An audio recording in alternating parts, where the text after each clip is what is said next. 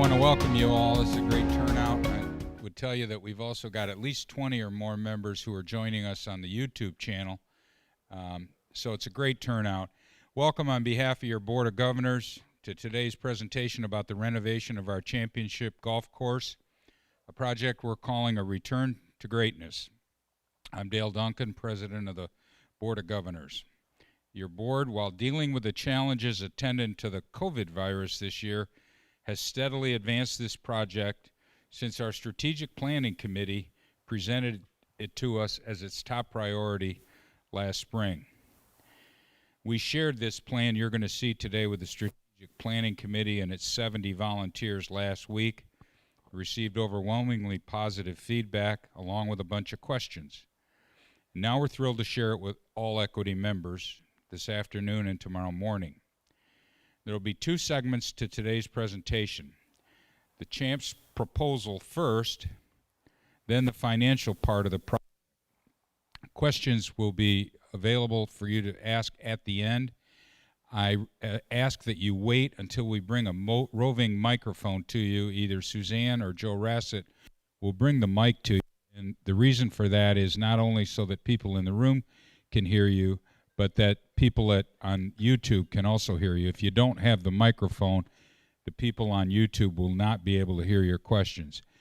The people on YouTube will not be able to communicate with us orally, but they will be able to type in questions, which Suzanne will get there in the back and bring up here to the moderator, and then we'll share those questions with you. So to begin, I'm calling General Manager Joe Rassett to introduce our first speaker, golf course architect Michael Benkuski. Thank you, Mr. Duncan. Thank you, everybody, for showing up. For those online, thank you for being with us. Before I get into introducing Mike, let me just, there's probably a few questions that I kind of outlined as to maybe it might deter some of the future questions. What is involved in master planning? A master plan is developed when a golf course is being considered to undergo renovation. The master planning process looks at the entire scope of a facility to identify areas of possible improvement and maintenance, demographic research, feasibility studies to determine the appropriateness of proceeding with the project, hole-by-hole analysis of physical condition of the layout from the standpoint of strategy, tree management, irrigation, etc., and finally a review of golf maintenance staffing and expenses. Once the facility has been analyzed, a master plan will detail implementations and recommendations that prioritize the goals and objectives, supervision of maintenance and or construction, and oversee the grow-in and any other new programming. How is the course evaluated? The course undergoes a detailed hole-by-hole evaluation to determine what, if anything, needs renovation or maintenance. A typical evaluation includes tees, prime targets for improvement. Fairways. Fairway improvement may include adding or reshaping of mounds to improve drainage, eliminate blind spots, or soften severe terrain. Bunkers. Evaluation can include review of placement, strategy, playability, quality of sand, drainage, and most importantly, the reduction of labor and expense. Water hazards. Features will be evaluated for visual impact. Irrigation system. Evaluate overall efficiency. One area I think we're very good at because we just replaced it.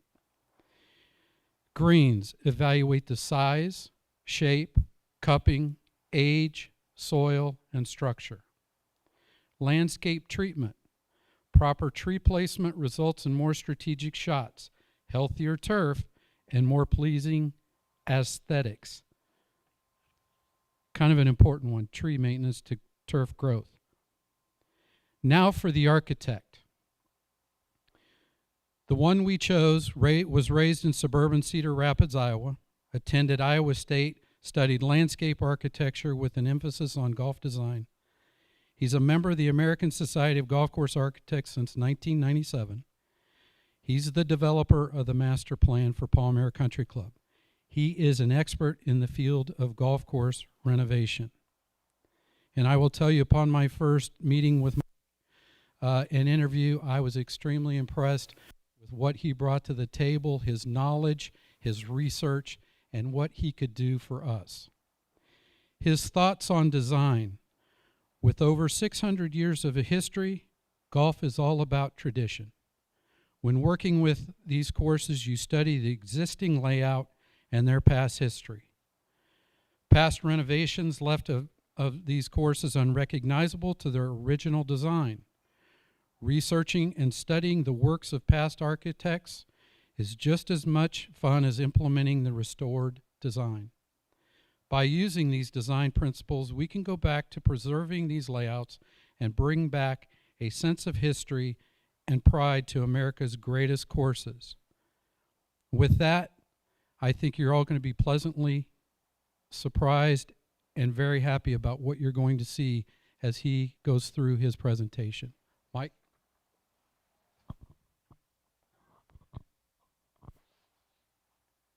Thank you, Joe, and thank you, everybody. I'm very excited to be here. I've been working with you since June, making multiple trips out here and going around the golf course. As Joe said, I'm located out of the Chicagoland area, so have some little bit of knowledge with your architect, Dick Wilson, who did the Cog Hill number 4 and a lot of the other golf courses up in the area. So been very familiar with Dick Wilson, but I've gotten to learn a lot more about Dick Wilson as we've gone through this entire process, and just wanted to touch base, and we'll start out with a little bit of the history of your facility. It's such an outstanding facility that you have here, not only your Dick Wilson course, but your Joe Lee course. I mean, two of the greatest architects of that generation. So as we know, your golf course, the Champs course, was done in 1957. Wilson began with Toomey and Flynn out of the Philadelphia area, who again were one of the great golf courses of the golden age of golf course design. And he worked on their projects here in Miami at Indian Creek, one of their better known golf courses, up in the Homestead course up in Virginia, and then was involved with Shinnecock Hills when they made that into the championship course that it is now. So he was the son of a builder, so he had that background, so he worked with them through that. During the war, he actually moved down to Florida, started just working in golf still, but then started his own firm right after the war ended. And during this time of basically the 50s and into the 60s, he competed regularly with Trent Jones Sr. In my opinion, they were probably two of the prominent architects of that era, with what was called basically the modern golf course design era, with doing these modern bigger golf courses. And as you can see by some of his courses that he did, obviously Doral, Bay Hill, again Cog Hill up in the Chicagoland area, National Cash Register, and La Costa. And one thing about those that's also familiar with your golf courses, they've all hosted PGA Tour players, and you guys have done the same thing here. So again, you have that sense of history beyond just the architect and the golf course. Here was one thing that I was able to find, that Links magazine actually described what Wilson's style was, and you can kind of read it here.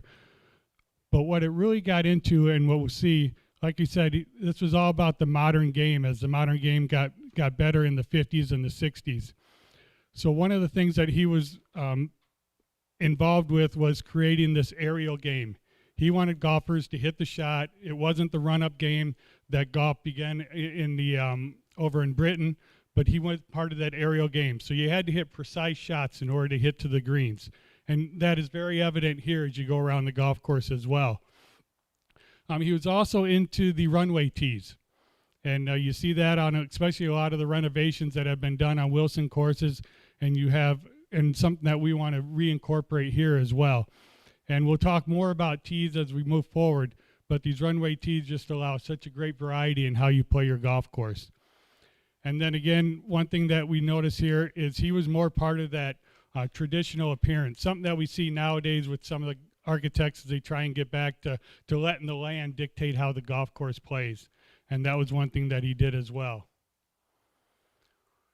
Part of your history, as we know, and a lot of this was from your own website. Obviously, it was, started out as DeSoto Lakes. In the 60s, you had the DeSoto Open, which was won by Sam Snead, who else? One of the greats. You had the several all-star events, which through some of the, I've been disputed whether it's part of the Shell's Wonderful World of Golf, and then the LPGA events that you've hosted here as well. And you're one of, if not the only one of the few courses that have hosted both LPGA events and PGA events. So you have, again, that history going back to when you began. I found this book from Ron Whitten, who was the golf course architecture editor at Golf Digest. And he had written a book called Gentleman Jolie, where he went around and looked at what Jolie was involved with. And obviously we know Jolie began working with Dick Wilson and came up through that era. And here's what he had said about Palm Aire when it was first built, and what he had written about it. And you can see, obviously, there was a lot of bunkers in the water. Again, knowing that Wilson was part of this aerial game with having the sand. George Fazio, who was the uncle of Tom Fazio, he had played the golf course and said it was modern golf course architecture at its best. And that was right after it had opened. Obviously, the matches that were played here. But you can see a few things. One, it was amongst America's 200 toughest golf courses in 66 and 67. And we'll talk a little bit about some of the history of the golf course as it evolved. But even it looks like back when it was built, it was probably one of the longest golf courses in the United States at that time. You can just see it through the aerial photos. And then obviously it was one of the 100 greatest golf courses of that era as well. And then when the name changed and now known as the Champions Golf Course. So touch a few things here, if we can see. So I was able to locate through the county website some aerial photos of the golf course and how it evolved. And I could go all the way back as far as 1973. That was the furthest back I could go. So this was the golf course back in 1973. And you can see one thing is obviously we have some of the housing that has been developed, but some of the important things that you can see is the clubhouse area, which is located right behind the existing 1st and 10th tee right now. The 18th green is located probably about where the putting green is right now, probably about in that area. The practice area is up in this area where the Lakes course is. You can also notice on 15, this is 15 right here, the tee was back where 14 green in that location, so a much longer hole as it plays today. And then you can just also see how, at that time there was water surrounding the course. I would assume a lot of that was probably built when the golf course was built, one, to use that as material to build the greens, but also for drainage. As we moved to 1978, which provided us a little clearer view, but again, you can see how the housing had again started to take shape. And the ponds have started to get expanded. And one of the real reasons we think with that, obviously, is as the housing, we needed areas for that water to go. So one thing they always would do is put the water on the golf course, so they would expand the lakes in those areas. In 1984, probably the biggest change we see is the Lakes course had been built. So we have the Lakes course, we have the practice area in its location that it is now. Again, housing being more developed and the lakes being expanded. 15 now has been changed to how it plays today. With the lake being expanded, they moved the tee up to play as it is now. And again, all the other ponds you can just see had been expanded out to where they're at. 1994, the big change here, new clubhouse, new 18th green. So that's all been now reconstructed and moved in that location. Again, the housing taking more shape. Water's just about to where it is today. A little bit more expansions that were going to take place. But everything else, you can see how it's all just been kind of slowly evolved. And then up to 1998, you can see obviously the lakes have been expanded to where they're at now. At this point, sometime between 94 and 98, all the greens had been rebuilt on the golf course to the way they are presently. they've been put more onto an angle, where in the past they were more straightforward with the bunkers in front, again favoring the aerial game. We still have that as you play the golf course now, with the bunkers fronting a lot of your greens. But that was probably the biggest change then between those 4 years. And then finally, this was just an area color view, probably the first color photo that I could get that pulled up on the website of the golf course the way it was back in 2003. From there, probably the biggest change that we noticed from 2003 to today is the bunkers. You can see back in those photos, we have more of the amoeba type bunkers with the big fingers and those kind of, something that would be a more of a Dick Wilson design. And those have been changed, whether that's just evolving through maintenance or just through however everything else evolves on the golf course. But that was probably the biggest change that we've seen from 2003 to today. So as Joe touched on with the master plan, we usually set up some goals that we're looking to accomplish as we go through a master plan on the golf course. And some of the more prominent goals here was obviously looking at your greens and how we can improve the greens, a bunker renovation, looking at your tee surfaces and regrassing your tees, and then looking at the fairways and improving the fairways and improving all the playable areas. As we go through that, we'll talk about the greens. First, we did record some of the greens this spring and found out that the top 4 to 6 inches of mix has been contaminated, mostly due to roots, through to grass, from top dressing. And at the same time, we're finding our depths of our greens mix is anywhere from now 16 to 18 inches deep, where when they were constructed back in the early 2000s, they were probably 12 inches deep. So that's really a course of just practices, which is typical in the Florida market, where you're top dressing regularly throughout the summer, and the sand builds up, and you get this layer of sand that's over the existing layer. If we get down to that 12-inch layer, we still find good material that we get good water infiltration, so we have good drainage through there, but the top layer is just a little bit dirtier and doesn't allow the water to get through. So through this process, we would take off that 4 to 6 inches of material, get down to our clean material, bring some material back in as well in order to re-level some areas. But that material then we're going to use out on the golf course when we're going to look at tee construction and bunker construction. So it gives us other areas in order to use that material. So it gives us the opportunity to use it somewhere else. Another thing we're going to look at is expanding the green back to the original size. If you can see on the slide here, this yellow outline was the green back, this is 17, the green back in 1998, the size. If this is off of Google Earth. If I go into Google Earth then in 2019, it's probably shrunk in about 4 feet all the way around the green. And if you want to get a look when you're out there playing the golf course, you can kind of see 2 things. One, you can see where the irrigation heads are in relation to your putting surfaces now. And when that was put in, it was probably pretty close to where the greens are, or where the greens were at that time. There's also a drain behind every green that's clean out that flushes the drainage that the drainage ties into internally. And you can see how far back off the green that is as well. So you can see basically how much green, and when we go out there and look at it, you're basically talking that 3 to 4 feet at least around all of the greens. So part of this process would be to expand the greens back to where they were when they originally reconstructed. And at the same time, since we're modifying all this areas, we're going to be able to go in and recapture pin placement areas or create new pin placement areas, because we can modify the grades in order to create the slopes that would be acceptable for putting a pin there. So we're going to be able to do that as well.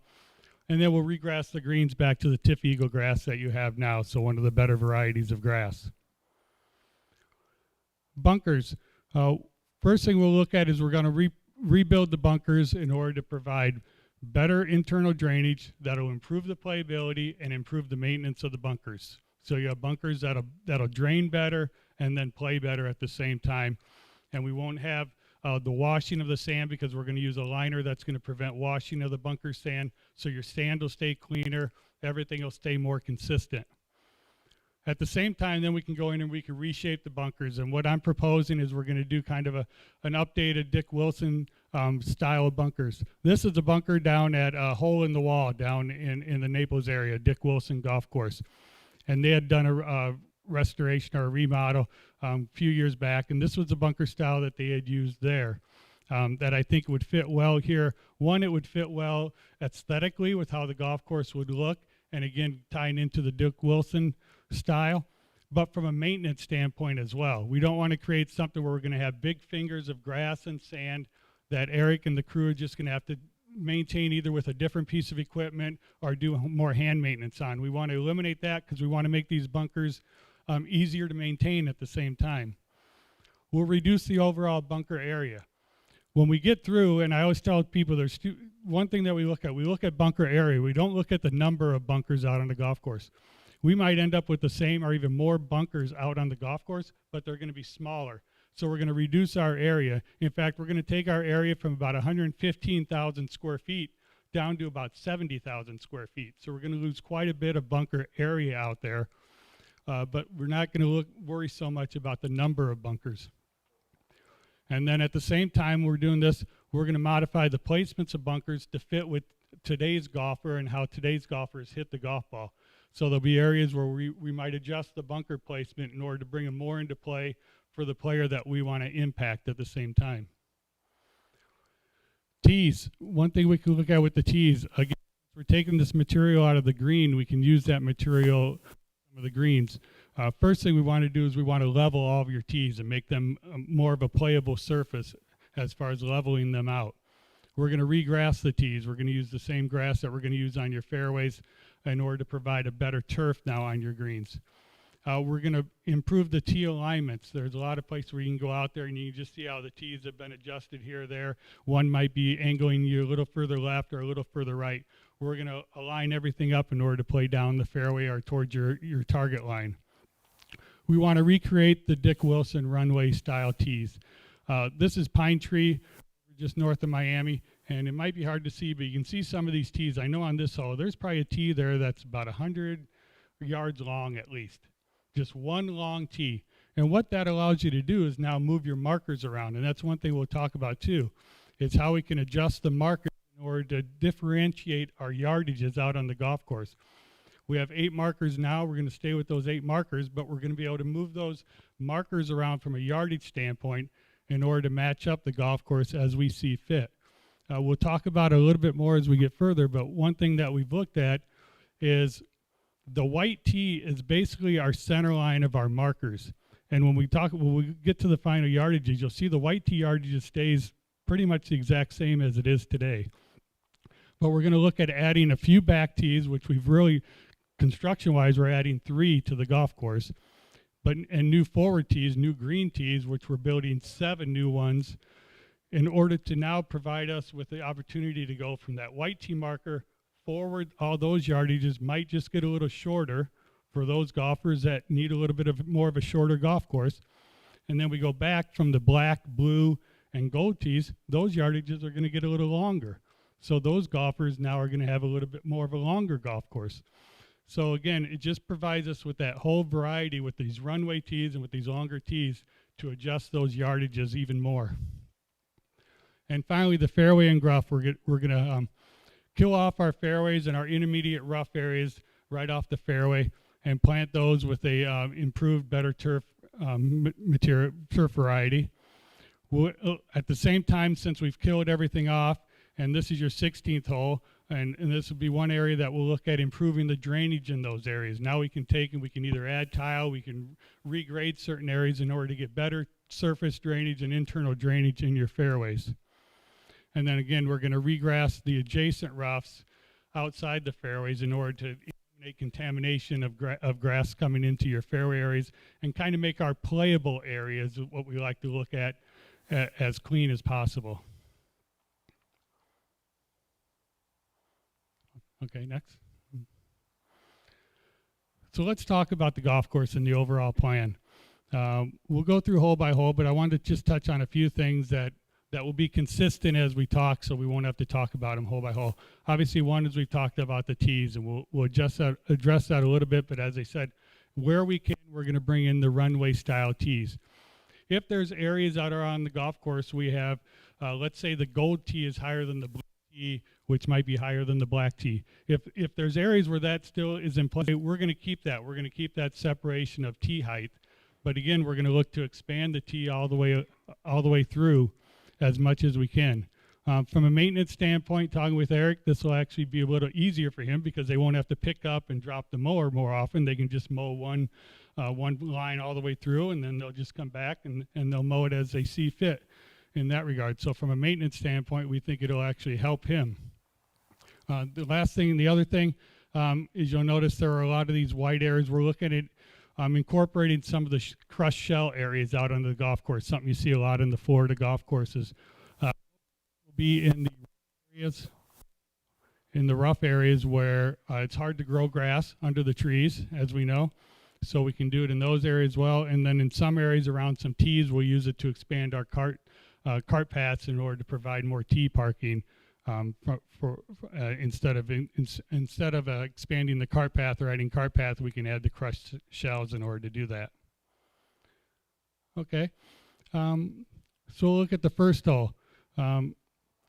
One thing on here is we're going to look at obviously reconstructing the tees and expanding those. If we get into the landing area, we have the existing bunker here that will split up into two separate bunkers, and then add a new bunker that's out here, I believe, at about 280 from the blue tee in that regard. There's a little mound out there that you can kind of see that just could set up a bunker, again, to now address the longer hitter that could reach up into this area.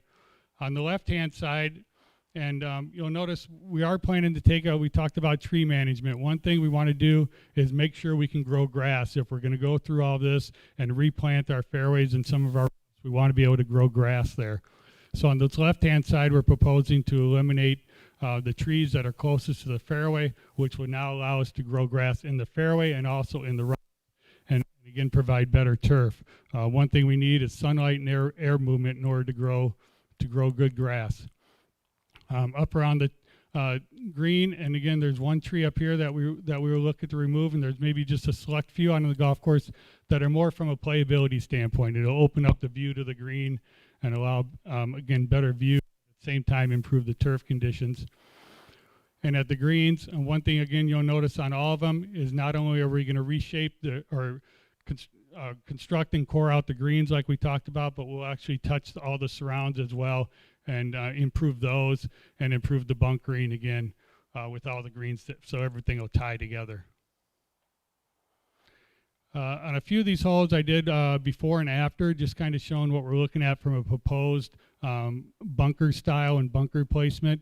So this is your existing one with the bunker, and then just kind of a new style where, again, we kind of bring in this modified little fingers coming in, breaking up the straight sand line, just to give it, again, an updated, fresh look onto the golf course. The second hole, again, just adjust in order to bring them more into play. Some of the shell areas will be incorporated as cart parking areas.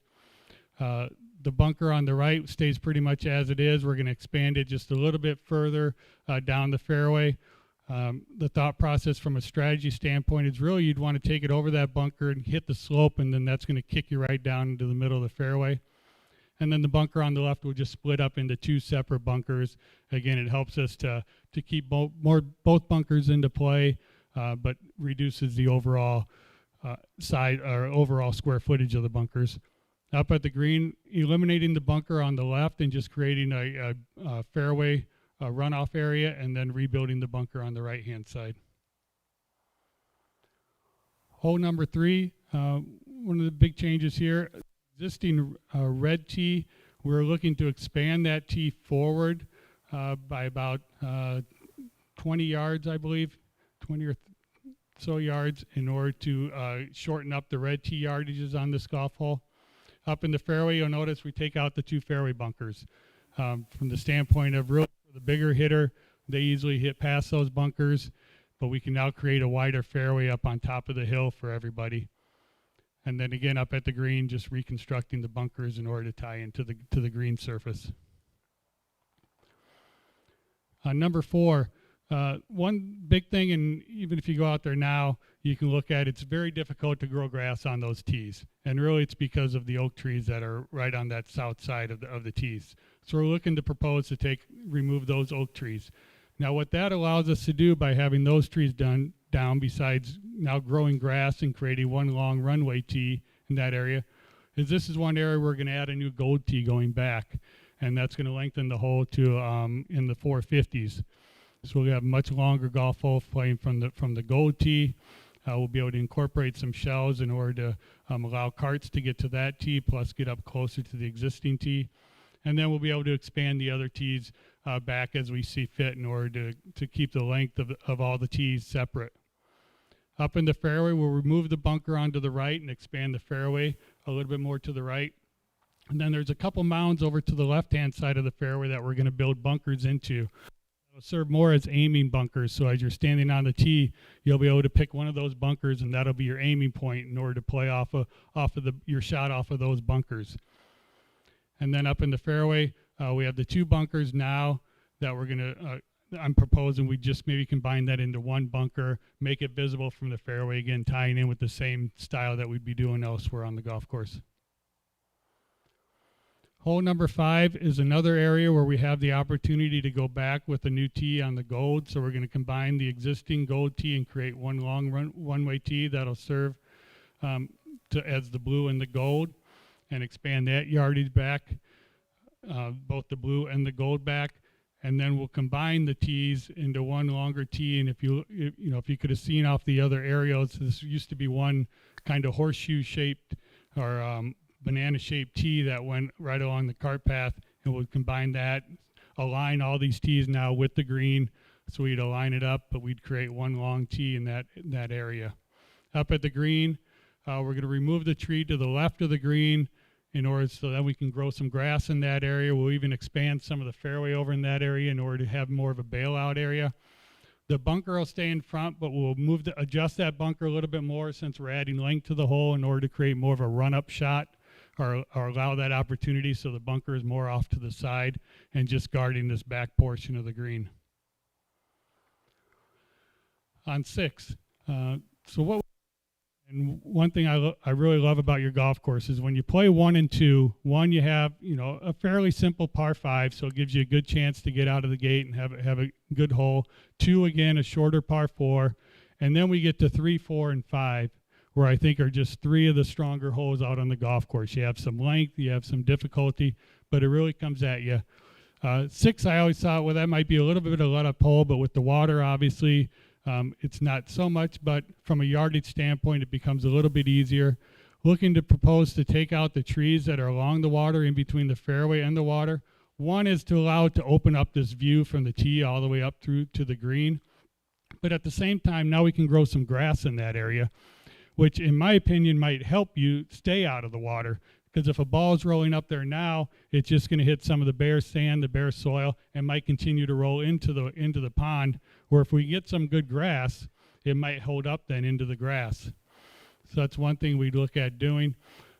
Area here where we add a new green tee, and I should talk about some of the green tees. One, we're going to be looking at modifying a lot of the tees out here that were more forward, were just mowed out as tee areas, and now we're actually going to bring some soil in and build these as tees.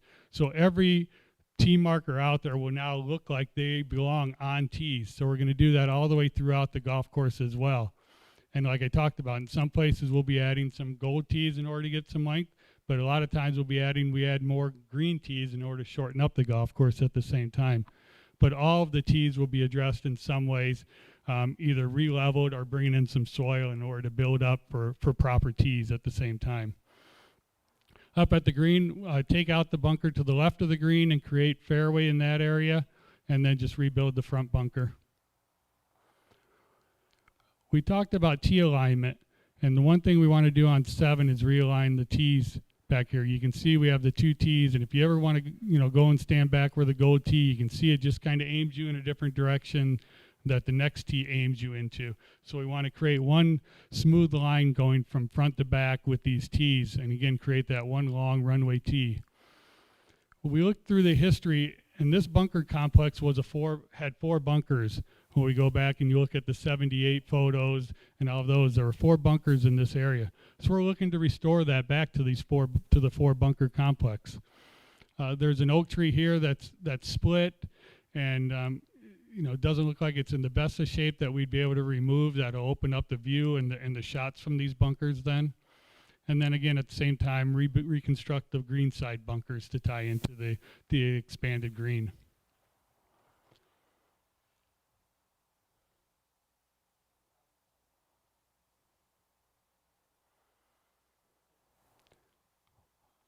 On hole number 8, the biggest change we notice here is with our fairway alignment and our fairway bunkers. So this is the existing bunker that's left. We have the 2 bunkers there now, so this is the one that's left.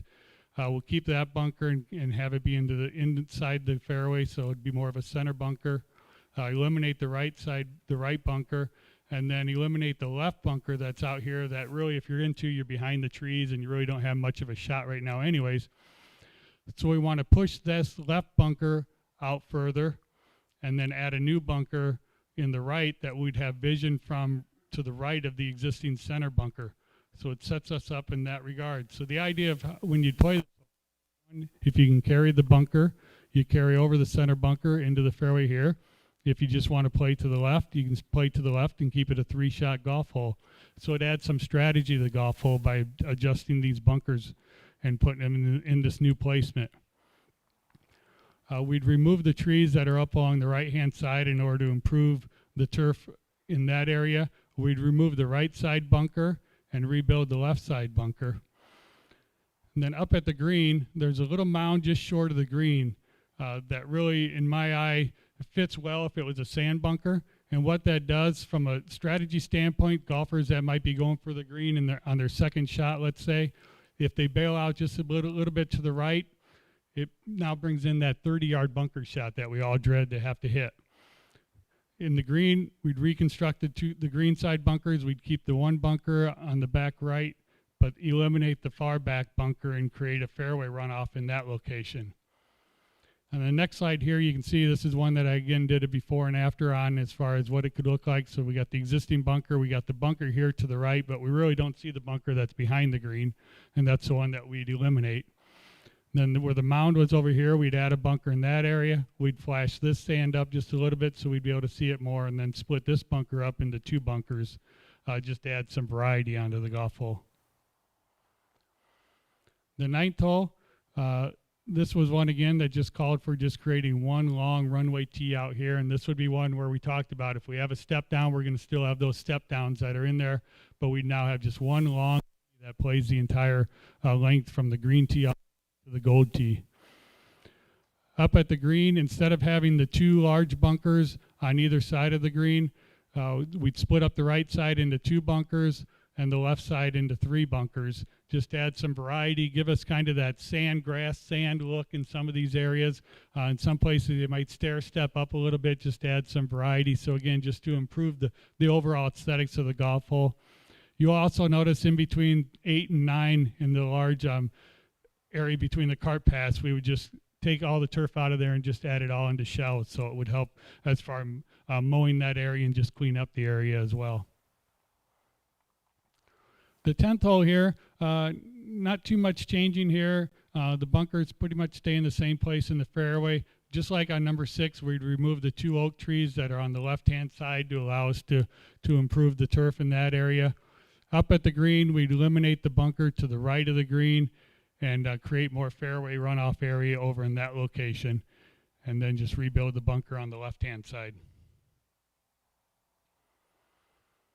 11. One thing we'd look at doing on 11 is in the back of 2T, we would expand that tee back and add some area back there in order to move the gold tee now back to where 11T, or to where 2T is. So 11 gold would now play back in that area, which would add some length, obviously add some length to the golf hole, and then allows us to adjust. Now we have the blue tee where it was at today, so it would play in the same area. We would just adjust that tee to the right, closer to the cart path to help bring it away from the tree, and then expanding the existing tees and adding a new green tee. The fairway bunkers, we would just adjust a little bit in order to bring them just slightly more into the fairway. Actually, the bunker here, we would push just a little bit further past the existing bunker where the hillside still sits. And then up at the green area, we just rebuild the existing bunker in its same place and touch the green as we would all the greens. On the 12th hole, one thing we want to look at is where this shows as all tee, so we'd be able to maintain this whole area as tees, even though in some areas it might not be acceptable to place a tee marker, but from a maintenance standpoint, we find that we'd just be able to maintain this whole area as tees, level the existing tees as they are right now, and in order to improve the tees. We'd remove the 2 palm trees that are up at the corner of the water to allow from the green tee an area to play to without having to go around the trees. And then up at the green, eliminate the bunker to the right of the green and create a fairway runoff area in that location, more of a bailout area. So this would be, and when we look at 13, similar to what 13's like on that right-hand side, where it just kind of rolls down, but it's going to be a fairway area instead of a bunker in that location. And then we're going to rebuild the green side bunker on the left and keep that in play. Here's a proposal of what 12 would look like then if we eliminate the bunker on the right and then rebuilding the bunker on the left. So again, allowing us more of a fairway bailout area here, but again, not something where it's going to be an easy shot, but just allow you a different type of shot to play from that location instead of playing out of the sand. On hole number 13, one thing we want to look at doing is expanding the red tee. We tie this all together and expand the red tee out in order to create a yardage now on the red tee. Talking with some of the women that play the golf courses, when they're playing from up here, they can't hit driver because it goes too far and they go into the water.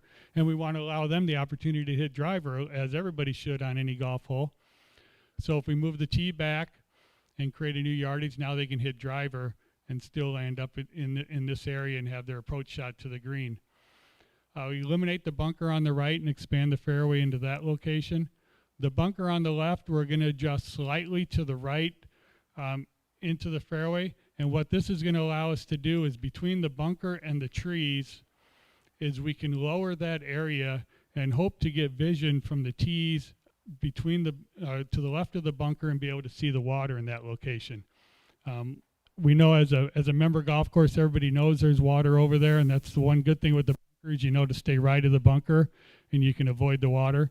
But, you know, as you bring guests or outside play, it's hard to, you can't see the water, so we'd love to give them a chance to be able to see the water in that area. Up at the green, we would just soften the run out area on the right-hand side, and then the bunker on the left, we'd split up into 2 bunkers. Hole number 14. One thing we found as you go back and look at the golf course, when it was built, it was played to a par 71. Number 1 was a par 4 at the time, but I believe as the clubhouse was adjusted, they moved that tee back and created it as a par 5. We had talked about, you know, whether we wanted to maybe go back to the par 71, and this was one place where we thought we could adjust the yardages and make that happen, being as it's a short par 5. Really, you know, from the back tee playing at 490, for today's golfers that play that tee, that really does play as a par 4 nowadays. So we thought, could we adjust the tees and then adjust fairways and greens in order to make it playable and play as a par 4 now and go back to our par 71. What allows us to do that is we would expand and build new tees up past the water, because unfortunately the water kind of bisects us in some areas that makes it difficult to just move these tee markers around and make it play as a par 4, as a playable par 4. So up by the cart path, we would create a new white tee in between the cart path and the pond, and then expand as a yellow and red tee, the tee in front of the cart path. So from this white tee here, we'd be playing at about 350 yards as a par 4. In the fairway area, we'd eliminate the right-hand bunker, which now allows you to play up to that right-hand side as close as you can to the edge of the fairway and shortening the yardage of the golf hole. The bunker on the left, we would just split up into 2 bunkers, but still work as good catch bunkers to keep a shot from going further into the rough. And then up at the green, we'd eliminate the 2 bunkers that are on the left-hand side, the one short of the green, the one at the green, and eliminate the bunker behind the green.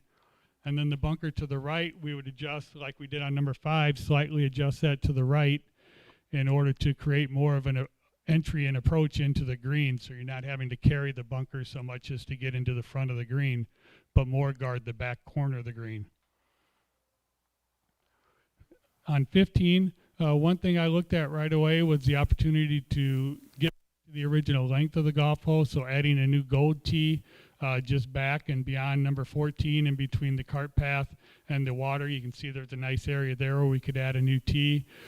This would allow us to play from the back area, or on certain days you can still move the gold tee up to where it plays today in order to play it as a drivable par 4, say in certain tournaments that you might hold where you allow that variety. Up in the fairway, we'd look at removing a few trees on the left so we could regrade this area to the left of the fairway in order to, again, to try and get some vision into that water, and hopefully we could then see the water and be able to know that, you know there's water there, but now be able to see the water. On the right-hand side of the fairway, we want to move all the oak trees except and leave the palm trees, which would allow us now to get better turf growth in that area and expand the fairway even slightly further to the right away from the water to give more landing area in this golf hole, with the water coming into play right in your typical landing area.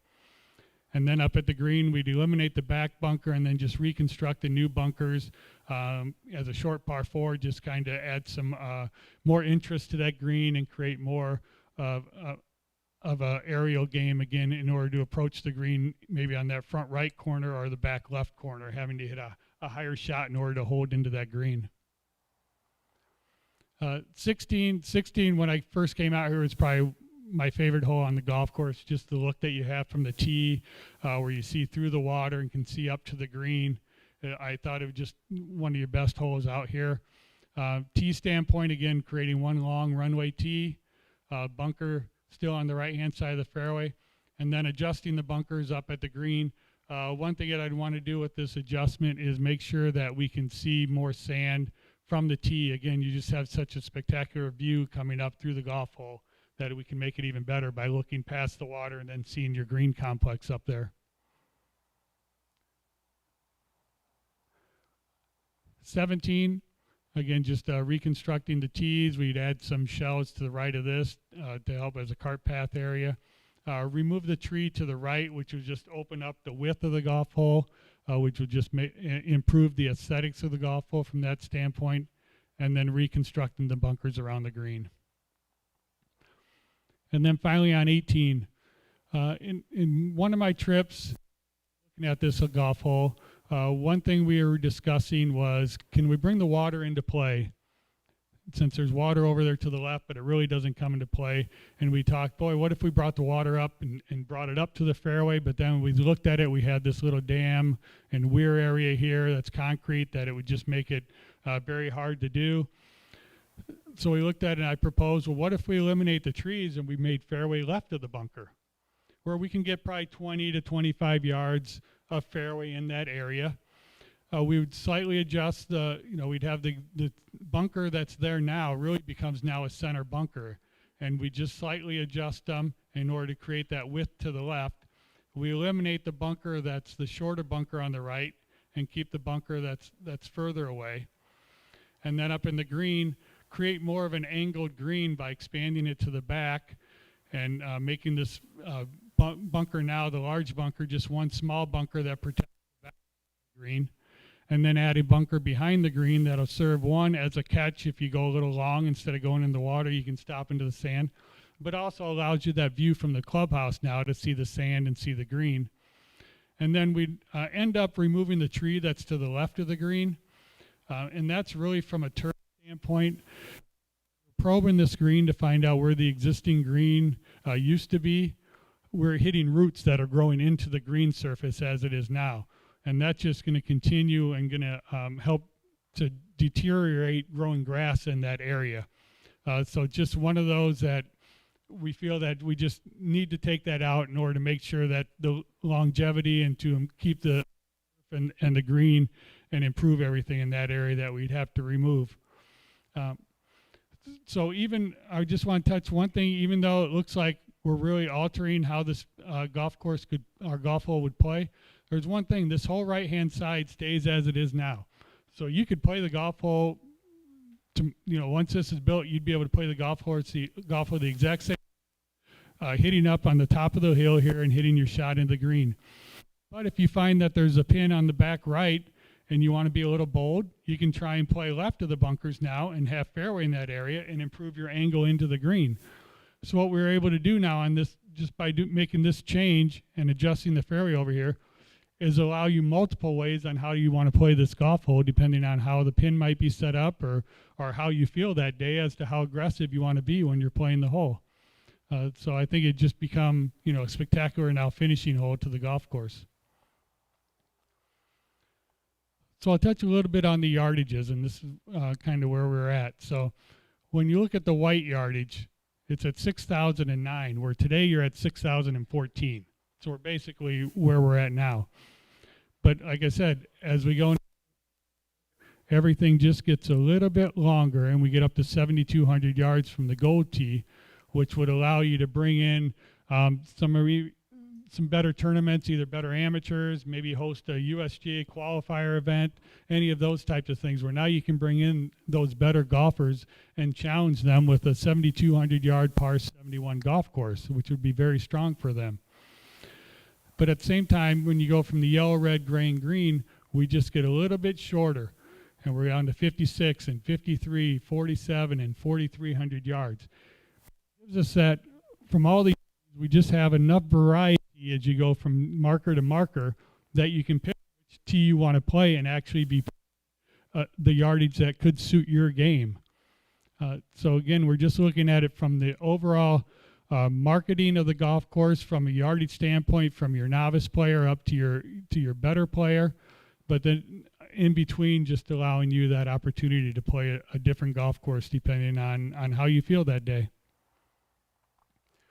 So the benefits that we're going to get from here is obviously we're going to improve the green structure and provide a better internal drain and improve the structure of the greens, reestablish our green sizes, expanding them back out, restoring some cupping areas, improving the tee, obviously the tee surfaces, not only leveling, and then gaining the yardage that we need to and the area that we need to in order to expand these yardages around. The playability and the maintenance of the bunkers, obviously, the bunkers are all going to look brand new. They're going to be brand new. We're going to have better internal drainage, better sand, updated style, and then improve the turf of the fairways and the roughs. And then overall, obviously, this, when you're going out there and you play this golf course, once this is done, it's going to look and play like a brand new golf course.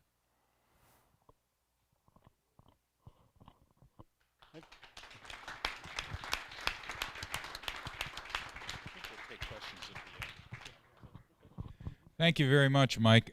Those of you who have questions for Mike, he'll come back at the end after the next part of the presentation and be able to answer any of those questions you have. At this point, we're getting ready to move into the second part of the presentation, and I want to speak to for a moment to all of you about the process involved in getting us this far. Mike has spent a lot of time here at Palm-Aire. He's been out on the golf course and played the golf course with several members who have provided him valuable input to reach these conclusions as reflected in the design recommendations. Our golf and our greens committee also were extremely involved in working with Mike in bringing this to where it is now. Our finance committee has been extensively involved in putting together the financial package that you're about to look at. And this has been going on over many months now, and the board has been very adamant about trying to keep the members as informed as possible as we went through this process, recognizing that it's impossible to share every detail with you as we're talking to contractors and architects and bankers and all of that, and realizing that avoiding information sometimes gets filled with gossip and all of that. But believe me, it's been a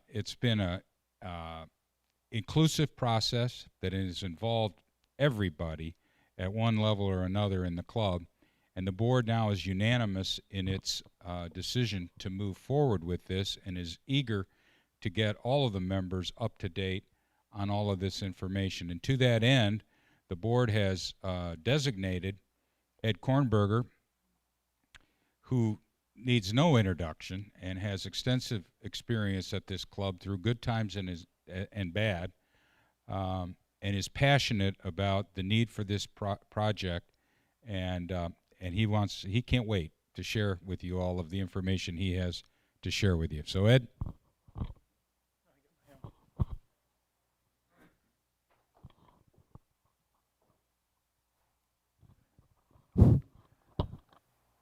Thanks, Dale. I am passionate about it, and I hope you're excited about what you saw. It's an exciting project, and hopefully you see it through the same vision that I did when I saw it for the first time when Michael presented it to us. Let's get right into the slides, and we'll walk you through this. For those who had a chance to see it before, we've added a few, so you can pay attention to those, and we'll get through it. Dale really just alluded to this. We won't go through that. That's the process.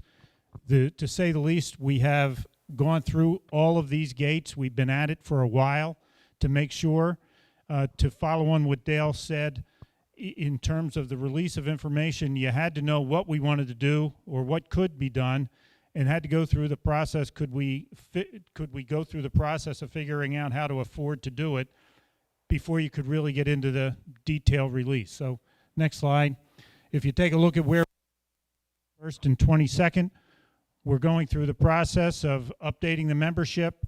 We'll have a summary of this. We'll get additional feedback. It'll go to the board for final approval next week, and then it will go to the final presentation in terms of dotting the I's, crossing the T's if anything's changed at the town hall meeting, and then go out for member vote. The member vote will take place, be mailed on the 11th, and then the ballots would be returned on December the 4th, and this would be the same process by which we elect governors, board of governors, etc. The project would begin at the end of April, and we would tee it up on November 1st. So right out of the chute, this is not a year-long project. This is basically 6 months. Next slide. Michael went through the history on this, but I thought I'd share with you another bit of history. Just very briefly, and I'm going to ask Larry to turn the pages on this. This is a book I got when we had a chance to do the history wall out there. I got a chance to receive a lot of documents during it and then after. This is something that came in that I really couldn't put up because it was a book, and it was called The Many Faces of American Golf, and it lists a bunch of golf courses. It lists Pine Valley, Broadmoor, Skokie, Pinehurst, not bad courses, eh? Baltusrol, Pebble Beach, Medina, Marion. As I said last week, I hate Marion. Seattle, the Country Club up at Brookline, and the final course in this book, DeSoto Lakes. That's the kind of course we were talking about, and it's from a history standpoint. Michael went through it, but it kind of summarizes what this course was thought of when it was in the top 100 for a couple of years in 69 and 71. Next slide. And that's the picture of the course. We're still trying to figure out what hole that is, but you can see when they say it was a dirt road access, when you look at that picture, you can get an idea. It was a different kind of look and feel because the area itself really hadn't been that developed. Moving on. So we're talking about the golf course, but I want to talk about something else. Because when you do the golf course, why are we doing it? Are we doing it to upgrade the playability? Yes, we are. But I'm going to go through these numbers, not in great detail, but what you see is the total equity member category on the left. And you take a look at the full category on the right. Basically, in the 10-year period that we're looking at, it's a drop of 70 full equity members. And full equity counts full family, full blended, full single, etc. We're going to come back to some semblance of this chart, but if you take a look at the decline over the last few years in the total number. The socials, tennis, sports have stayed fairly constant. The decrease that you see in the total can be reflected over on the right-hand side. We'll come back to this in a little bit. So let's get into the next. The challenges. Why do it? Why are the challenges that we take a look at? Should we do it? How do we do it? What does it mean to do it? By the way, for those of you who are interested, we will have all of our slides and all of the presentation I'm looking for up next week, Monday. You'll have full access to everything. There's nothing hidden here. You'll have full access to what Michael did and all of these charts also on the website. It's a challenging time. We could fix it, continue to fix it with Band-Aids, which I think the team has done an incredible job with Joe and over the team over the last number of years. It's a challenging financial climate. I mean, as we're members and for the club. How do we balance our current member and future member requirements and participation? We have other club priorities. There's other things that were surfaced out of the strategic plan. If we do it, it's going to be voted on by the members. It's pretty well known that you really want to have 70, 75, 80% success when you do it, because you don't want to have this contention within the club that isn't healthy for us as a family of any club. And the whole goal that we have here is to communicate facts versus rumors. Next slide. But let's take a look at the reality. We've lost members due to the conditions. I can name you 10 members that have left because of the conditions. Because we don't have, and not only left because of the conditions, haven't come because of the outside world that I'll get to in a second. The interest rates are low, and I'll come back to that in a bit. I think we know that. The vendor timing. Working with Michael and working through the contacts that Joe Rassett has had through the bid process, it's a good time to work with the vendors who do this kind of work. The strategic plan has, as Dale said, it's the #1 priority. Consistent with that. Palm Aire stability. I think this is a tribute to the staff, to the members, and to all of us who have participated in this process. Getting to the other side of COVID, there's a lot of clubs out there that have struggled to do that. And as you'll hear with the town hall meeting, because I know you all have it on your calendar, you'll get more details on that in a couple of weeks at the town hall. But getting to the other side, I think, is important. And the past project success. I'll get into a little more detail on that too, but we've proven as an entity that we can do the projects, do them successfully, not run over budget, etc. And that's specific to the Lakes and Champs irrigation and specific to what is out there.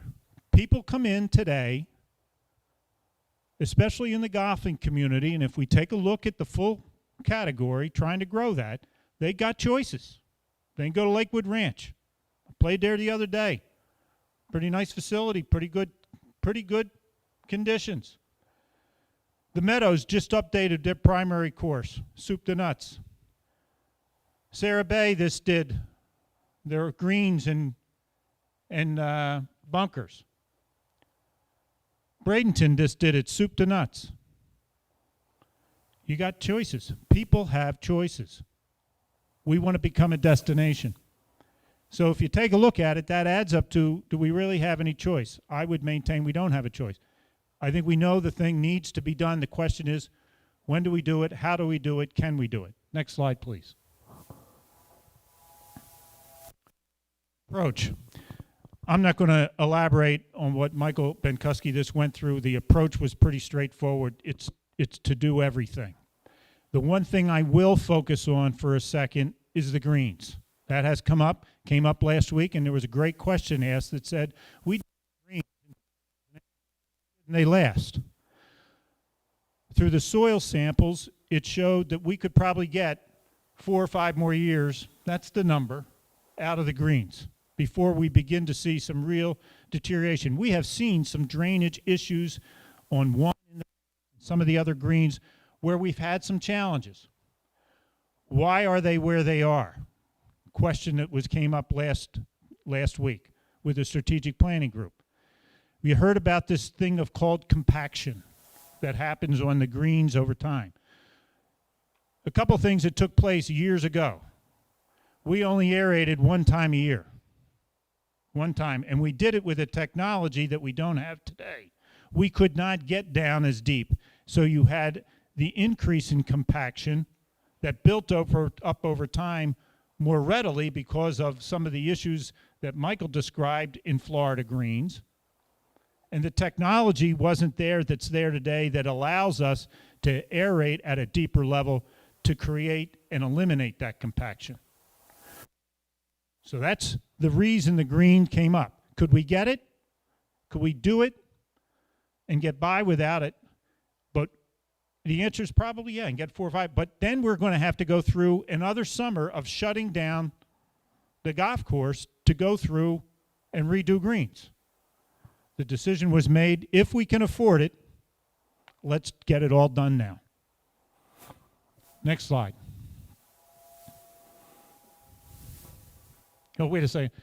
So here's the financials. The board approved a not to exceed $2 million, and as Joe Rassett said, as he's talked with vendors, that means it can't be $2 million and 1 cent. That's a quote for him. Negotiations, when I said we're underway, there were multiple facets to it in terms of what all we wanted done, to include tree removal that would be on us, and some of the grow-in chemical and fertilization processes that would be on us. So that was on us. So the initial bids that came in that were in that kind of $2 million ballpark didn't include some of that work that needed to be done. You got to pay for it. Now all of the work through negotiation, and I'll give Joe and Michael all the credit here, falls within the $2 million budget that we've set. The approach, how do we balance all of us that from a demographic standpoint represent a multitude of different age groups, today's member versus a future obligation? If we're going to take on debt, how do we make sure we can afford that debt today and in the future? How do we develop that loan and member strategy, that balance between what is it that we can afford to borrow versus what is the right number that we should ask our membership of varying levels to participate in? And be creative. And given the fact that if you take a look at this is going to be done in the summer next year, the summer program is important to us. We should start thinking about balancing that program and implement how we're going to implement that program now. Next slide. So let's start with the bank. We feel, I should update the slide. We actually had a meeting with the bank this week, one of them. We're going to borrow $1 million. We should be able to get it at 4% or better, and I can guarantee you our meeting with the bank said that that's at least 10% better than what we have up there in terms of 4% right now. So we're working with them to make sure that we can lock in on the rates that we want to have and continue to take advantage of that part of it. The loan to value threshold, that is, what is our asset worth from an appraisal standpoint, the clubhouse, the 2 courses, everything. What are our assets worth and how much money are we borrowing against it? Because that's what the bank looks at both now and in the future in terms of what is our loan to the value of the property, and we're still within the threshold of being underneath what the maximum that we can borrow is. So we're not going to the limit or beyond the limit of what we would do. We would do this over a 20-year period. That gets into the fact of 2 things. The first is a 20-year amortization gives us a payment schedule that we can afford.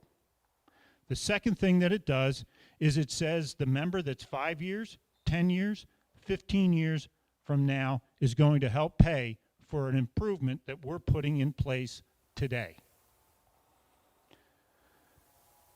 How do we service the debt? There's a lot of creative ways that we can service the debt. And I'll get into those in a second, but I'll give you a couple of them. Legacy donation. Note forgiveness has been in process and in place for a number of years. There's a lot of different things that can help service the debt. But I think it's important to note, and this came up at our property committee, I happen to chair the property committee, as we were talking about what's in the plan for next year. There's nothing that's being pulled out of our capital plan of improvement because we're going to do the golf course. So we're not cheapening anything by doing something. Next slide. Some of the notes or portions that I think you're looking forward to. The member obligation. The goal here would be to have all of us participate in a member contribution that's going to yield somewhere between $775,000 and $800,000. That's what's required. And that's approximate because it will be as of our membership counts on December 31st. The golfing categories only. The purpose there, those who use the asset are going to pay for the asset. Number one, I've been asked this question. What about the other categories? If you take a look at it, other categories are going to participate this way. They'll help service the debt. They'll help service the debt. And if you take a look at the many social members that over the last 9 months, I think that category has been fairly challenged and has continued as members at our club, considering they've had a club for the most part that's been challenged to utilize from a social standpoint, from card playing, coming in to eat, etc. It would be a January billing. We're hoping that we would get 75 to 80% of the population to pay up front. I'll go through what that's going to look like in a couple of seconds. We want to work with the membership. The whole idea here is no member is left behind. We think we have come up with mechanisms by which all of the membership, we don't want to lose anybody. Not one member of the family do we want to lose because we are going to redo our golf course and improve one of our critical assets. The other sources that we'll have, and I'm going to come back to all this in a second, is initiation fees. That way new members coming in actually are going to participate in the process because some of their fees are going to be able to come over. Internal borrowing, if we come up that we have a short, we have capital accounts that we can borrow from if we need some money. Monuments and dedications, look for your phone messages. Calls will be coming to you shortly. Member donations and note forgiveness is another process that we'll go through at some point in terms of being able to access and communicate with you some of those pieces. So without further ado, full family. This is based on numbers that we think we're going to be at the end of the year. If you remember, there were 228 full in the category as of what we were talking about at the time. It would be $3,200 in total. The 122 members there would generate $390,000, $390,400. Full blended or single, there's 106 would generate $2,200, and the mechanism, and you can see the totals. But some people say, how did you come up with that? We established a baseline for a full category and then a per charge for each golfer on top of that. 2 golfers in my family, 1.5. Nancy's a full, I'm a half. That would be 2 golf. That's a 2 golf. That's why we got the 3,200. Full single, full blended. It goes to 2,200 for 1 golfer. For sports, the same way. The base is $750, then $700 per golfer. So you can see a full single would be $1,450, $2,150. See the money it generates. Next slide. Weekend is a little different. I don't know if we have weekends here. Weekend is generated and governed by the bylaws. The max that it can be is 35% of the full family. So originally we had that tiered till we read the bylaws. So that's basically $11.20 per. And then you can see also social members with a 90-day golf privilege, a $500 charge. And at the back end of this, as we get ready to reopen for 2022, easy for you to think of that far in advance, we're actually going to put a surcharge to play this golf course coming in at that point in time, additional $100 on that category. That generates $780,330. So you can see between the 775, depending on how many members are here, etc., we think that's the base amount. It could be slightly higher because of the mechanisms by which members decide they're not going to go. They finally got the numbers, and the numbers aren't as bad as they thought, etc. Next slide. There's a slide missing. Go ahead, next one. Okay. I talked about the voting package that'll be out in November and December. I talked about the fact that it'll be billed.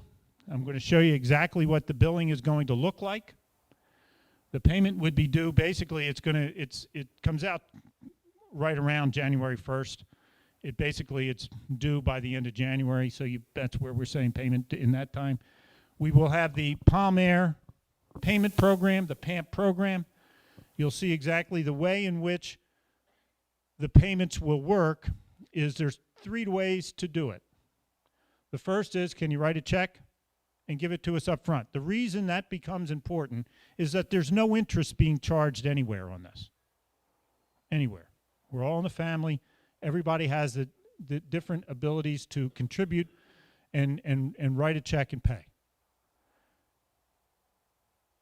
You can write a check up front, or you can give us a deposit and then be billed over, I think, 4 months or 6 months. 6 months. So initially, for example, for a full family, it would be $800 down payment and then $400 over the next 6 months. Or we have the Palm Aire member payment program. If that doesn't work for everybody, we don't want to lose anybody. You would pick up the phone, you would get in touch with Joe. Joe has been given the latitude to work with every single member that falls into that category to make sure that we don't want anybody to leave for this reason. It's as simple as that. Understand, we're trying to get as much money up front because it becomes less dependency on borrowing the money from the bank, that we can fund the early stages of this program up front. There's no interest, as I mentioned before, and as I said, the members there in the last piece is the member resignation. We're going to communicate that just to make sure that people who are thinking, should I leave and then come back and all that, and there is a reentry fee to come back if you're out more than a year and things like that. So that sort of thing.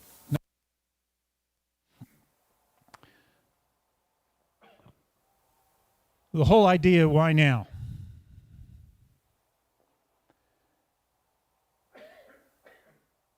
The debt load, as I mentioned, is manageable. Over the last 8 years, we've done $4 million of improvements to our golf course or to our entity, and we've never come to the membership to do any of the things that listed here. In 2014, we did come and we got, for a couple $100, we did the roof and the rugs, the tile roof and the rugs. But to do all of this, over the last 8 years, we've never come to the membership and said we need help. We need to fix that asset. We need to fix that asset, and we have to come to the membership in order to attain that. That's the only way we can get it done.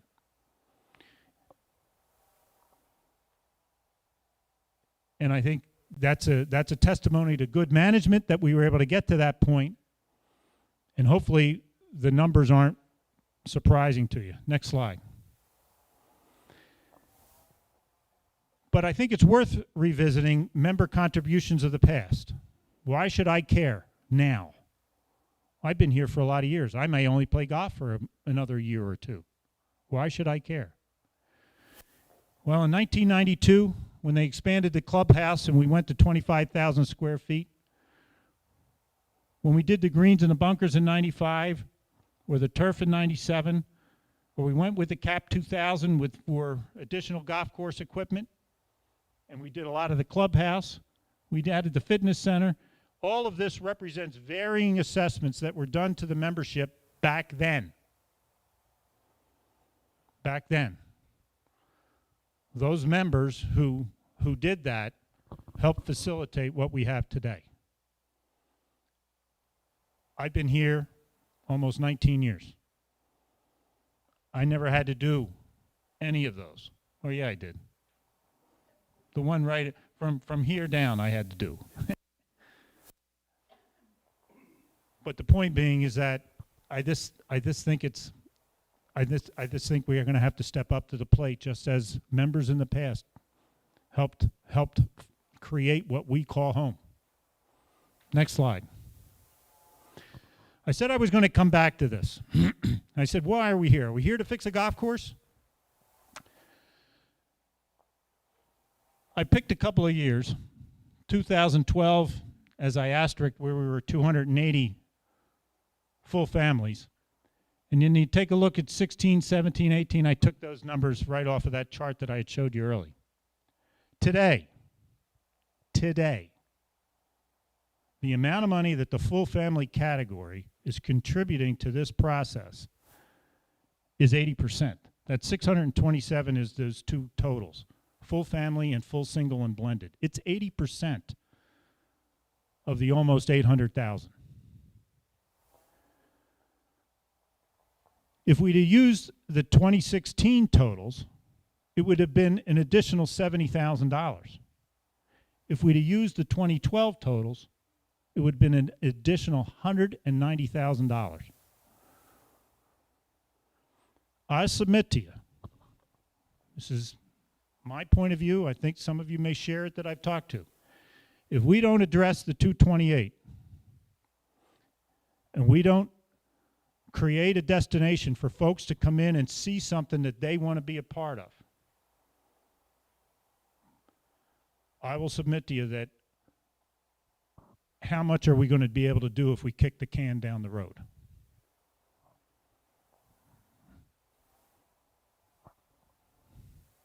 Next slide. So the summary. Borrowing $1 million, it's about $800,000 for the membership. We talked about the other sources. These other sources break out this way. If we need, we need them to get to the $2 million. You can see that. It's pretty straightforward. Next slide. If we're successful and we can continue to negotiate and things work out, what would we eliminate? We wouldn't borrow money from ourselves. We'd maybe eliminate, or not as much out of the initiation fees. We'd take that money and we'd use it in other parts of the complex. We'd minimize the member donation targets. I'd make less phone calls to many of you. And we place excess funds in the capital accounts. Next slide. The benefits. Does Palm Aire become a destination? Let me tell you, that book proves we were a destination. My member guest partner that came here for many years, a fellow by the name of Keith Rust, who many of you may know, he used to come here with his buddies to play golf, to get away. This was a destination because he wanted to play a top 100 course. You wanted to play the course that people heard about. We have an opportunity to go back to that as opposed to just a place to play. It's a great place to play. We have great times, but it can become a destination. We anticipate, because we're going to have the ritziest thing on the block, and I'm going to quote, he's not here, Charlie Walters Jr. Charlie Walters Jr., for those of you who know the Walters family, avid golfers, belong to a number of different clubs. Charlie Walters will look any of you in the eye and tell you the bones of that golf course, and I think Michael feels the same way, the bones of that golf course is as good as any layout in the area. Any. That's good. That's a great testament. We have a chance to go back to that, and I think members will be attracted to that. We'll be able to charge more for entrance fees because of that asset. Can we attract outside premier events? If we want to have them, it'll be a place to do it. And the other one that's significant, when you improve an asset like this, upwards of $2 million, and it becomes a destination, property values tend to increase also. Next slide. So this is where we are. Next steps, we talked about that. We're in the presentations, the voting, the contracts, the starts, etc. Next slide. These are the invoices that I talked about. This one here is the full family. You can see you check the block that basically says $3,200, or you check the block that says we're selecting the payment of $800 enclosed, $400 over the next 6 months, or we're interested in the Palm Air payment plan, the PAMP program. You can actually put it on a credit card. Because there's no interest being charged on our end, we would ask that we're going to have to put a surcharge on there for the credit card standpoint, but you do get your points and your miles. And it would be reflected, actually, it would then show as a reflection on your actual monthly statements themselves. Next slide. Here is this is the full blended and single. Next slide. This is the sports, family, same type of thing, the deposit, and then the thing. This is the sports single, $250, and then $200 over the next 6 months. This is the weekend, same type of thing. Next one, same type of thing. And I believe that's it. I may have done that in record time. Now,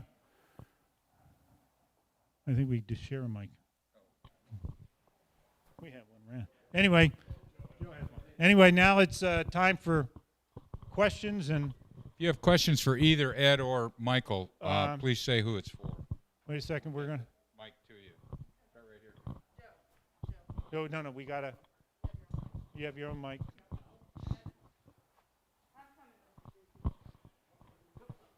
Excuse me. Hi, great presentation. I understand your rationale on 14 and think it's a good idea. A lot of us have problems on 10 as being a long. It's your mask. Hello? Hello? Can you hear now? Okay.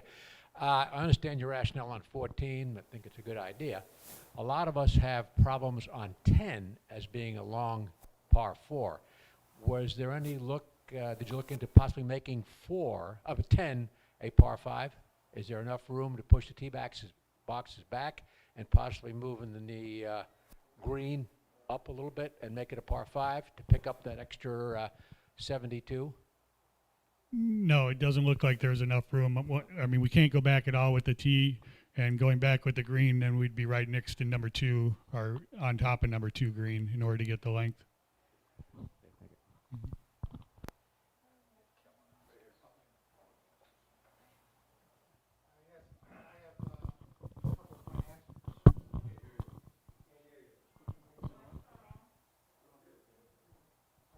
Couple financial questions. I'm to understand that you have a bank that's going to lend us $1 million for under 4%, on a fixed basis for 20 years. Correct. It's not tied to the 10-year bond. It's not prime rate. So if No. interest rates go to 20%, like they did in 1980, we're going to be paying less than 4.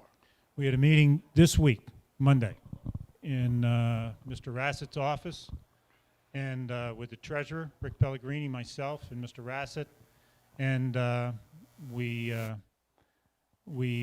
like I say, the quoted price to us was about 15% less than the 4%. My concern is the ability to keep it fixed. It was. It's fixed. It's fixed. And the other question I have is that there's no mention at all of any dues increases. Is that correct? Or are you just not talking about it? No.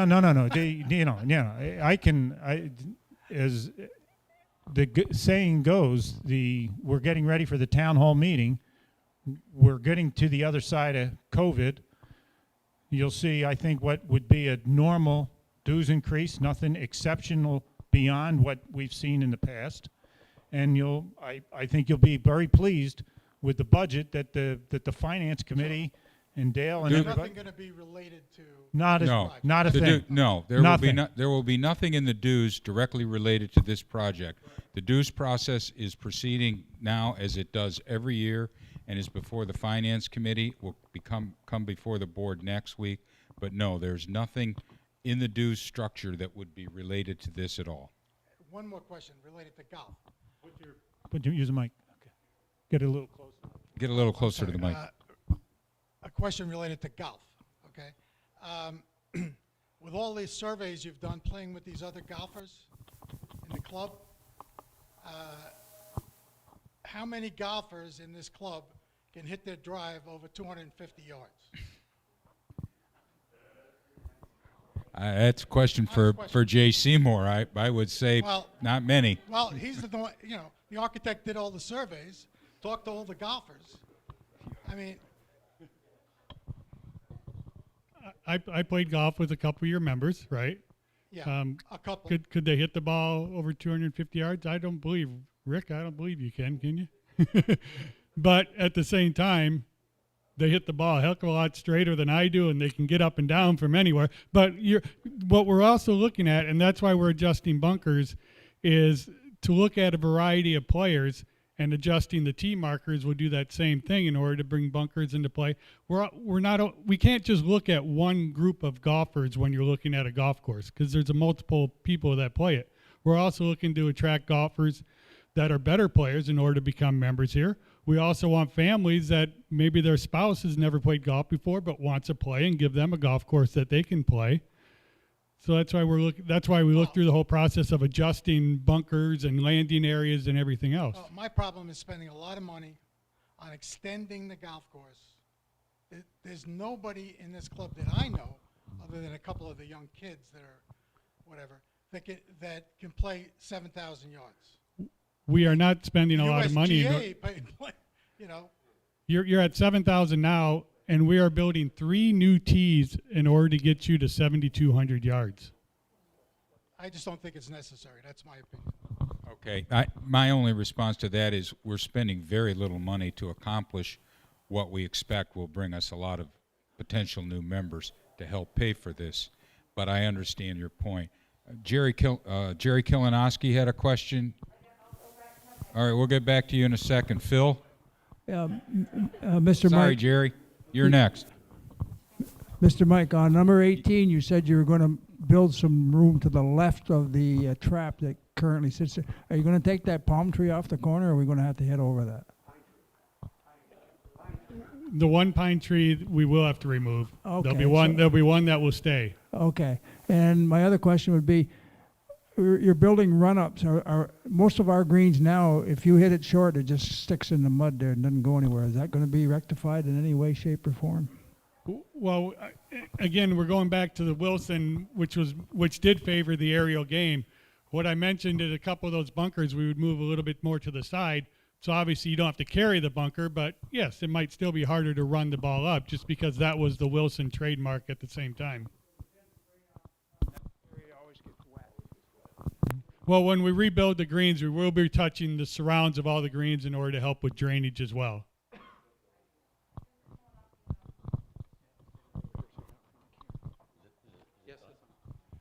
I want to thank everybody for a really great presentation, as you did before. That's a lot of work and a lot of effort, and presented very clearly.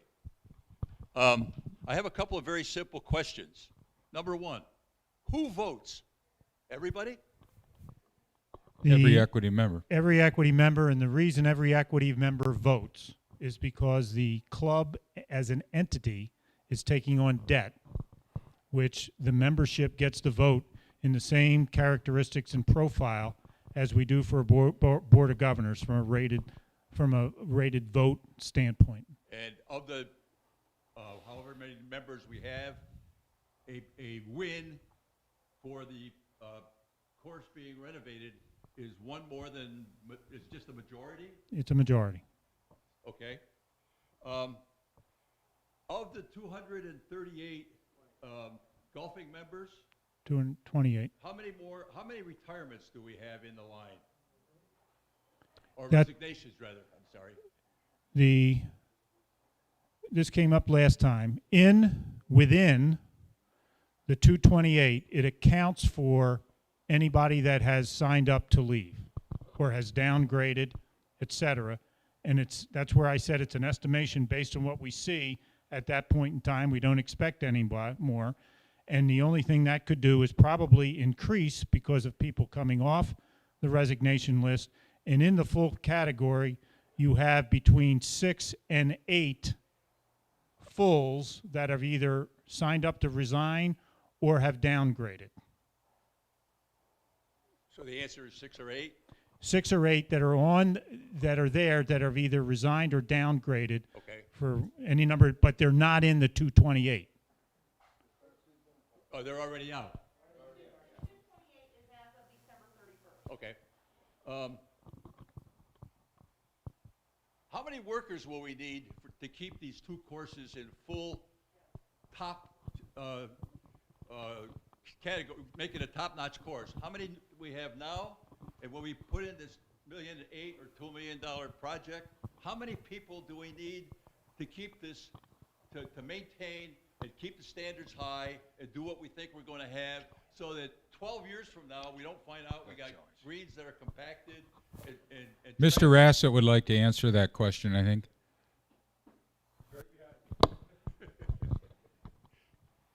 Currently, we have 22 on our existing maintenance crew. We want to increase that, which is in the budget for next year, to 24. But here's what I tell you. We have a full crew, but it's who shows up every day to work that crew. That's our challenge in this market. We have what it takes. I think that's the best I can answer. I have one last comment. I've been here for 15 or 16 or 17 years, and we love it here. One of the features we have here that is really enjoyable is to see the wildlife. We have eagles, we have ospreys, we have all kinds of other things. If you're taking down all these trees, that's where they live. You know, you look at you take the right side of 15. If you eliminate that, that's where the eagles stay. You got all the trees on the left side of 1. If you take all those down, you're going to eliminate a lot of places for the birds to live. So I would just say, please think about the wildlife that we have. It's beautiful. And if you lose it, you aren't going to get it back. A comment. Mr. Rassett would like to address that issue. Mr. Kalinowski, I think one of the things as we look at, we're not taking out every tree, we're thinning the herd. One of the things that when courses are developed, you have to understand they plant trees with only an expectation of X amount of survival. We've exceeded that. So, with that being said, what I would tell everybody, when we talk about removing trees and we went through each and every hole, it was all about turf. Can we grow turf here? We can't grow turf there. What's it going to take? Number 1 is a great example. The left side, there are 2 rows of oak trees offset. We're only looking to take out a portion of the left side that will allow us to grow the turf properly within the playing area. Fair to say, Mike? Next I'm not question. trying to take your job at all, Mike, trust me. Next question right here. Oh, you got one. Okay. I got the mic. There we go. I just want to say I agree 100% with everything that Ed said. I think if we don't do this, our future is a little bleak. And I liked everything I heard from Michael. I just want to ask, what is not getting done? And specifically, I didn't hear cart paths mentioned, and I'm just wondering what else might not have made the budget. And I don't want to say are we being foolish, but and should the project be No, bigger, that- but what is not happening that That's a should be great question. happening? I should have brought that up during the presentation because that was a great question that came up last week and subsequent to last week. In the property committee minutes from October, which was actually before last week's meeting, in the minutes themselves is a section of it that says, pending the acceptance of the membership of this project, during the shutdown, cart path repair will take place, number one. Number two, we are getting a sizing today of what it would take to take the cart paths out on the par fours and the par fives from the tee to the green, because you would want cart paths around the tees and around the green. So we're getting a sizing. So we got a plan in place to either dramatically repair what's there, get a cost on what it would be to remove. But at the same time, I just wanted to give you an idea. This is no small venture because one of the things we have to deal with is the service road that's out here that runs kind of down and takes you out the back entrance to the club there. That service road is in desperate need of repair. So one of the options is to take it out. And just to take that out is $14,000. And then we have to get something to put in place, right, on top of that. But it's no small feature, but we're sizing all that. But at a minimum, there is a plan in place that during the shutdown, there would be a lot of repair that would take place out on the golf course. I think the simple answer is it's very expensive, and we're aware that it's an issue, and we want to address it as soon as we're financially able to do it. And if we're able to do some of it through this process, we will. But it's going to be very expensive. Is there anything else from an architect's point of view that's not happening?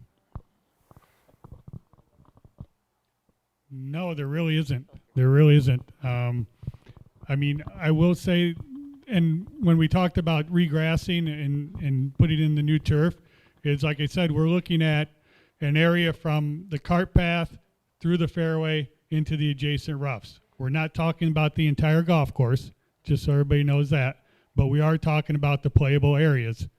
Other than that, we are addressing everything else. We're looking at the drainage where we need to, obviously greens, tees, bunkers, and all the grassing. The irrigation, like we talked about, it's only 6 years old, I believe, so it's in good shape, so everything else should be just fine. Okay, thank you. We're going to skip over to that side of the room and back over here. So Joe will take the question on that side. Somebody had a question right here. Will these changes change the rating or the slope of the golf course? Jay says most definitely. The answer was most definitely. Don Betts has a question. Barry's up next, Don. Guys, fantastic presentation. I'm 100% behind it. Thank you. Done. Now comes the good one, the cart paths again. And that's, you said that you had a number of areas where you would introduce the shell. And if that's where a cart path is today, is there any places where you would be taking up existing cart path that then would run into the shell area? Hopefully I understand your question. When we talk about expanding some of the shell areas, for instance, on hole number 9 would be a good example. We have the cart path down below, the tee up above. When we end up redoing the tee area and grading that, we'll be able to expand some shells up into that area. The cart path will still stay there, the concrete, but we'll bring shells up so you can pull your cart up and not have to pull up on the turf. Same with hole number 17 tee. So there'll be certain areas where we can do that. That's obviously we get you closer to the tee, but without having to move the cart path or do any of that type of work.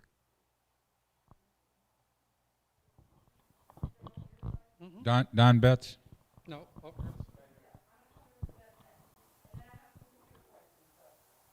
Oh, okay. We have some questions from our remote viewers.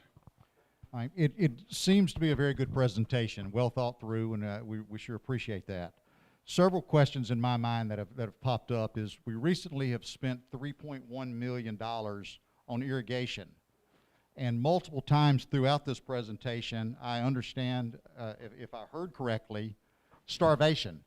It's looking for water. Our course is still looking for water.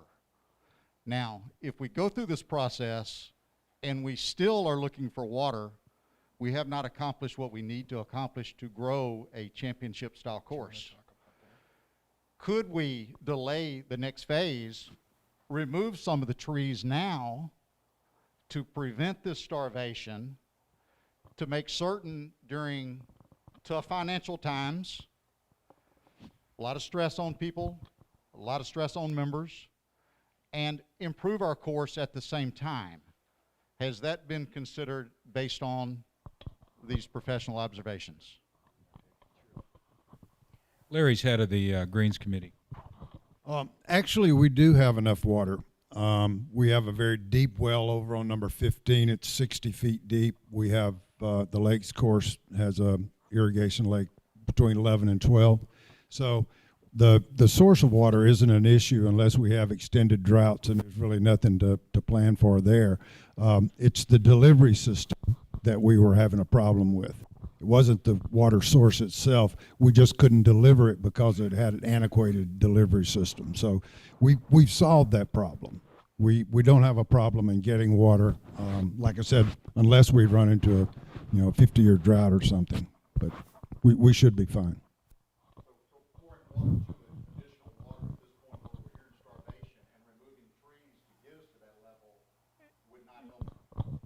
Joe, I think you have a view.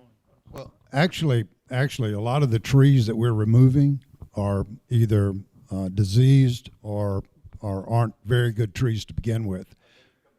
Yeah, they need to come down. I would say a good 50% of them are trees that should come down anyway. But that doesn't play into the water situation. So we have enough water. It's just we have to make sure that we can deliver it. That's all. Tim, to add to Larry's point, there are two things that grass needs. Water and sun.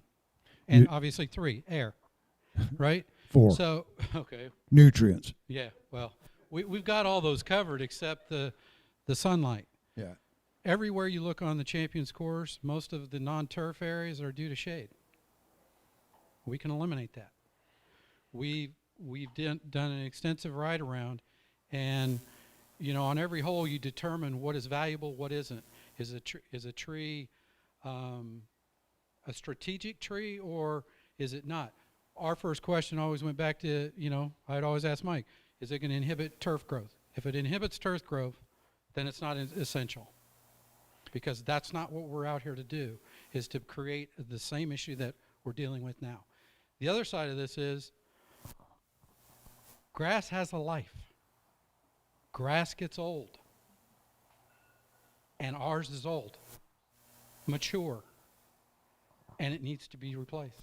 Yeah, let me just speak to that, Joe. The fact that we've had the same grass out here for the 60 years plus that we've had a golf course, it is aged. It will rejuvenate, and that's why we go through the summer shutdowns, the aeration, the verticutting, to try and rejuvenate the grass we have.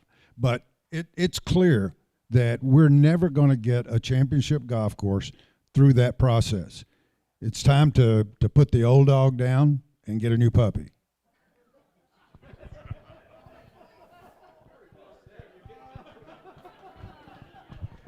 Not only is he sound on the agronomics, he's great with the illusions. Now we are to Don Betts. Thanks, and I want to beat the dead horse a little bit more before we leave this one question on cart pass, and I appreciate your answers on that. I think that's the right way to go.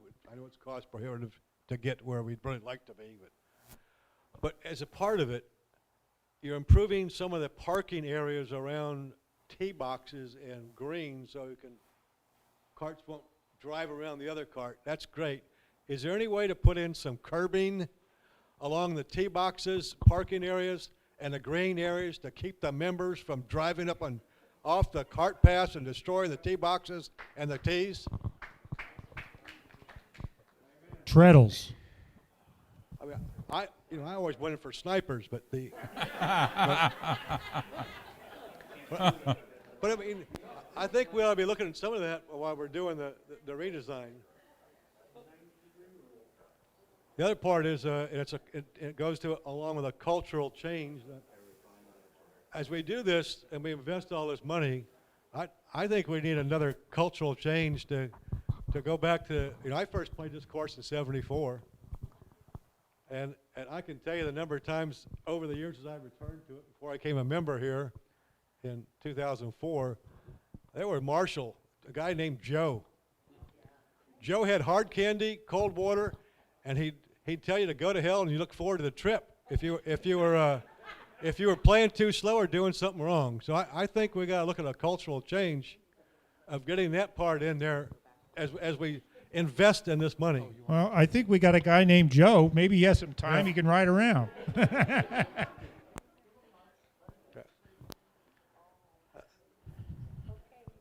And a question for Mike. The 15th fairway, Mike, over the past, I don't know, 10 or 15 years, I was on a committee quite a long time for that part. We brought in experts from the USGA, from Florida State, from University of Florida. We brought in all kinds of every expert we can on the 15th fairway of Champs. If just by removing some of those trees on the right side, do you think we'll finally get the soil that we need to figure out what it is to get grass to grow on number 15? Well, we've been talking about that, and one thing we're thinking is, looking at just these newer turf varieties will allow us now to grow better turf in those areas. Just having these varieties now that get, better root structure, better densities, and those types of things.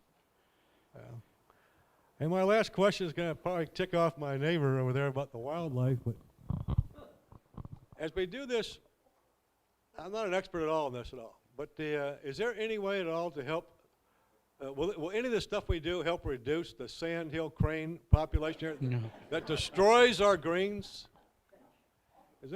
Will that help at all? No. Not that we know of. Okay. 'Cause I saw a lot Not of legally, anyway. I saw a lot of population of bobcats down on a course I played recently, and they had no sandhill cranes. You want to get to the question? We have some questions from online. Mr. Goebel, Michael, is there a way we can make number 14 a par 5 for members and a par 4 for bigger tournaments? And there's always a way to do that when whatever number you want to put on your scorecard.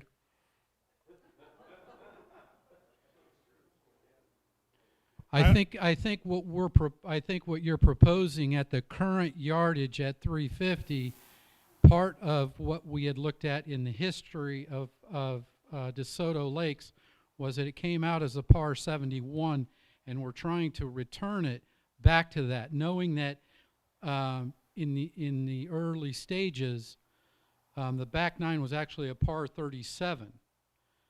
18 was actually a par 5 that was transformed into a par 4. So with that aspect, I think to answer Ken's question, honestly and truthfully, it's a par 4. From Jeff Strange, greens are on the slow side now. Will green speeds increase? Mike? That would be one. I don't know if I could answer that in knowing my knowledge of how to increase green speeds. I think one thing is I think it will improve just because we'll have better drainage in there, so the greens might just the turf might feel a little firmer because it's going to be a little firmer now underneath because we won't have as much organic matter, and that may help to speed up the greens. I was going to say I could probably answer that better than most since I've lived with these things for 5 years.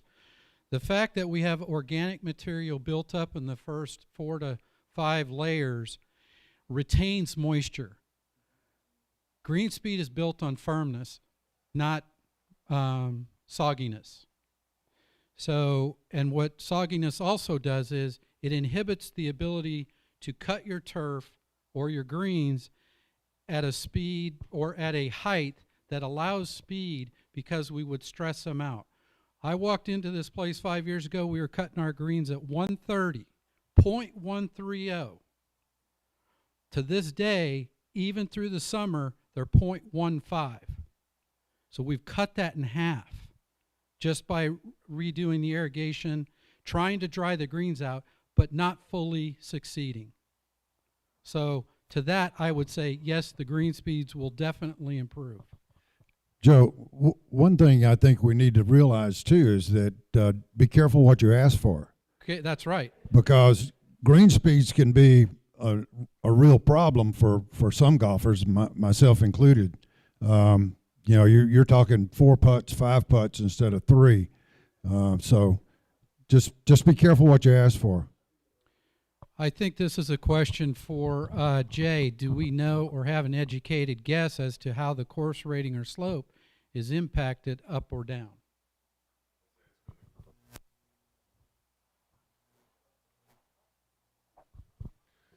I would anticipate the course rating and slope to go up, especially for the tees that are adding distance. The gray tees, green tees, those are at a shorter yardage than what it's currently on our scorecard.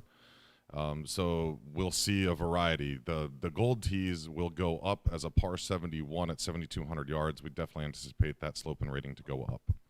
But for some of the shorter tees, I would anticipate them to go down if they're shorter than our current scorecard reads. I have one more. Mr. Goebel, tell Don that I'll trade my Mountain Ranger badge for the Golf Ranger he wants.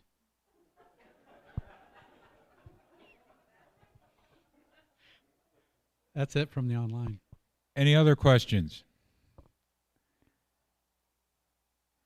Well, hearing none, let me just wrap it up by saying thanks for your attention to this. It obviously took a long time to share a lot of information with you. I want to thank Ed Kornberger and Michael Benkuski for handling their parts of the presentation. I want to thank all of the board members who took the time to show up today and to contribute to answering questions. We're excited about this and what it means for the future of our club, for the attraction of new members, and for keeping us competitive with other clubs in the area. I like the hand we've been dealt. We're one of the only privately owned, privately managed, privately member-operated clubs in the area. I think that gives us tremendous advantage, and I think this new course will be very saleable to the marketplace and will result in an influx of new members, which we need desperately. So thank you all for coming. Appreciate it.